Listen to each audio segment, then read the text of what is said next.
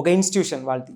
So అట్లా వచ్చి వాళ్ళు మనతోట రాజయోగ పెద్దవాళ్ళైతే ఏమి మొత్తం యోగా ఉంటే వేదాలు వేరే వేరే రిలీజియన్ ఉండేదైతే కాన్సెప్ట్ అయితే వీళ్ళు రీసెర్చ్ అయితే మన ఇప్పుడు ఉండే మోడర్న్ దీనికి లోకాక్తం మరి అది పూరా క్రియేట్ చేసి ఉండేరు. అది యోగా ఒక సిస్టమ్, దాని సిస్టమ్కి పేరు జ్ఞానోదయ యోగా అట. జ్ఞానోదయం, జ్ఞానం అంటే విజ్డమ్, ఎస్ విజ్డమ్.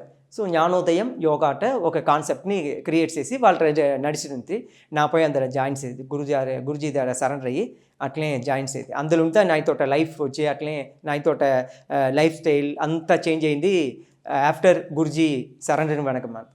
సో వాళ్ళు చెప్పింది వచ్చి మనతోట పర్పస్ ఆఫ్ బర్త్, మన ఎందు నుంచి ఈ లోకాల ఈ బర్త్ వచ్చే మనకు ఆ బర్త్ని ఆ పర్పస్ని సాల్వ్ చేసి ఏమవుతుందో చేయవాల. అందులో వచ్చి మనతో కర్మ థియరీ చెప్తారు కదా, కర్మయోగాలు చెప్తారు. అది అతోటి ఇంపార్టెంట్ ఏమి ఇదంతా మన కర్మయోగం మన ఏం సంచిత కర్మ ప్రారబ్ధ కర్మ ఇదంతా ఆగామిక ఇదంతా వచ్చి ఇదంతా క్లియర్ చేసేమి ఏం చేయాల.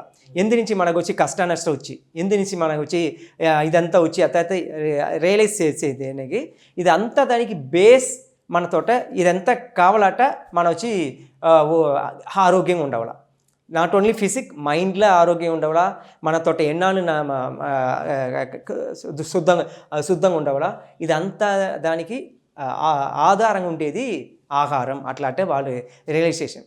సో ఆహారం చేంజ్ చేయకుండా మీరు ఎంత ప్రాక్టీస్ చేసినాలో ఆహారం శుద్ధం లేకుండా ఎంత స్పిరిచువల్లో మేందపోయినాడు ప్రాక్టీస్ చేశానండి అది ఫుల్ఫిల్ కాదు.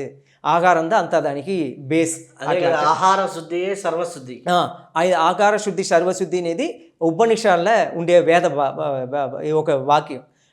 అది వచ్చి వాళ్ళు చెప్తిరిగా మట్టు కాదు, వాళ్ళు ఒక ఆహార మెథడ్ను డిజైన్ చేసి దానికి పేరు శుద్ధ సిద్ధ ఆహారం.